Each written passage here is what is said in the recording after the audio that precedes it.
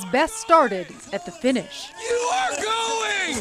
You are going! That's 42-year-old Victoria Russell about to cross the finish line at the California International Marathon. Her finish at 2:42:20 is not only her fastest race ever, it's so fast it seals her a spot at the next U.S. Olympic team trials. Yes! Yes, Victoria Russell! You are going to the time trials! The voice, Yeah, baby! rather the screaming you hear, is Victoria's husband Mark, who wasn't even supposed to be there. He was supposed to be at home with the couple's 3 kids. Woo! I love you! I'm like, that can't possibly be Mark. Mark didn't want to add pressure, so it wasn't until the end he made it abundantly clear he witnessed his wife's monumental finish. You did it! You did it! Yeah! Oh my God! It all just pops out there. Woo! You know? So proud of you. It's understandable, as this moment is infused with the ups and downs, the pain and adventure of getting here. She has worked so hard. I am so much faster and so much stronger. It was really a great feeling. Victoria first qualified for the 2012 Olympic time trials with just a few seconds to spare. But that was in 2012 when qualifiers had to run faster than 2 hours 46 minutes. This year, the Olympic Committee shaved an entire 3 minutes off the qualifying time. Victoria had never run that fast in her life. My heart sank because I thought there's no way. Then again, maybe there was a way. Victoria dug in and started climbing, at one point to almost 8,000 feet above sea level.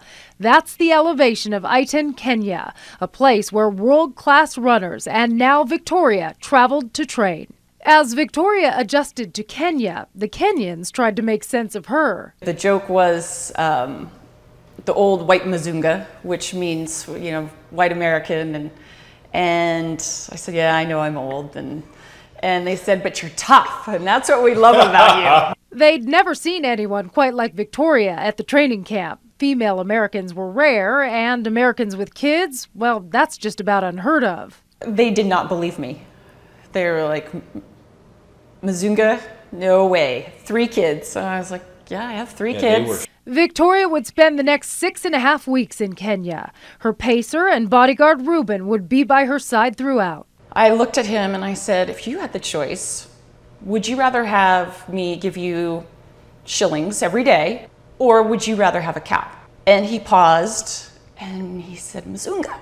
He said, that's so easy. You're stupid. I said, I'll take the cow. Oh, his wife is thrilled. When I asked Victoria about the biggest lesson she learned in Kenya, I figured her answer would be about running.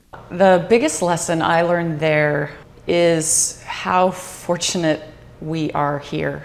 Not just financial fortune. A passport can elude a talented Kenyan runner for life. I could tell when they looked at me, they were like, oh, you get to come here and you get to train and you get to just hop on an airplane and go wherever you want. And I work these fields, I get up and I train and run just as much as you do. And I will spend my entire life trying to get a ticket just to go race somewhere. And I'm never gonna get it. Which is why Victoria and Mark are going to try and fulfill that dream by hosting Reuben and perhaps a couple other Kenyan runners in Spokane. So we're gonna try to get them here for Bloomsday in the spring. Victoria will juggle that, You need to find that notebook. along with her 3 kids and a job in nursing. I have to work all weekend. Oh, and she'll have to fit in rigorous training until the Olympic time trials in early 2016, when she'll be 44, by the way. Age, it's a funny thing, age. Victoria knows her chance of actually making the Olympic Games is slim, but she's getting a lot of gold from the journey. And she's learned it's not necessarily about being the best. It's about getting better. Yeah, I'll be a year older, and I just want to be faster.